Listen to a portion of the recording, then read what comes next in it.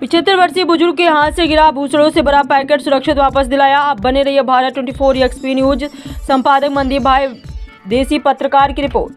परिवार ने ईमानदारी और तत्परता के लिए अडाजन पुलिस का आभार व्यक्त किया है। पैकेट में मौजूद आभूषणों की अनुमानित कीमत करीब 9 लाख रुपए बताई गई।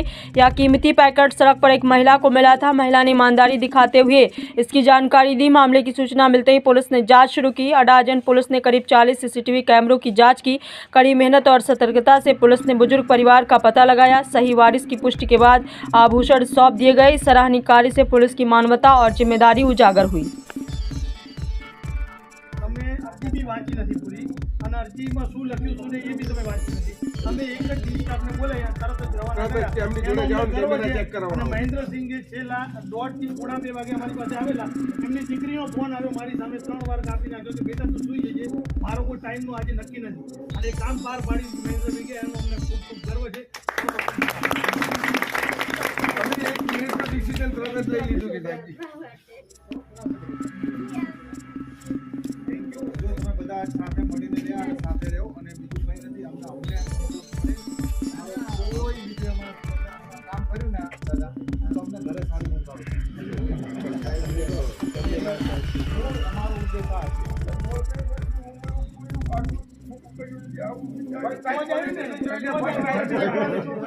ના પાડતા હતા કે જવું જ નથી. એટલે કે મને કહેવાય મારે ફર્સ્ટ ટાઈમ આટલી ઉંમરમાં ફર્સ્ટ ટાઈમ પોલીસ સ્ટેશન આવ્યા છે. કોઈ જિંદગી બધા મારી ફોન આવ્યો ને મેં કીધું સાહેબ તમને લખાઈ ફોન કર્યો એમનો ફોન આવ્યો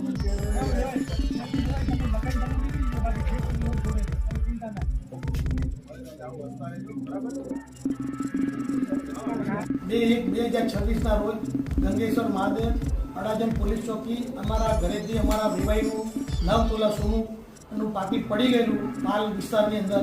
તો અમે અડાજણ પોલીસ ચોકી આવી જોગરાણા સાહેબ પીઆઈ સાહેબને અમે વિનંતી કરી અને અરજી લેખિત આપી. સાહેબે અરજી પણ વાંચ્યા વગર, એક સેકન્ડનો પણ વિલંબ કર્યા વગર તાત્કાલિક ડી સ્ટાફને કીધું કે આનો જવાબ તાત્કાલિક રિઝલ્ટ જોઈએ. પૂરો સ્ટાફ કમસે કમ 2:15 વાગ્યાથી બપોરે લાગેલો, રાત્રે 1 વાગ્યા સુધી સાહેબે મહેનત કરી અને આ વસ્તુ અમને અમારા વિવાહીની પરત કરાવી. એ બદલ અમે અડાજણ પોલીસ ચોકી, ગંગેશ્વર મહાદેવ અને જોગરાણા સાહેબનો અને સીસીટીવી કેમેરાના આધારે મદદથી પૂરો ડી સ્ટાફ કામે લાગી ગઈ અને તનતોડ મહેનત કરી અને આ વસ્તુ સુપ્રત કરેલ છે. તે બદલ પોલીસ પરિવારનો અમે ખૂબ ખૂબ આભાર માનીએ છીએ. સાહેબ પણ રાત્રે 1 વાગે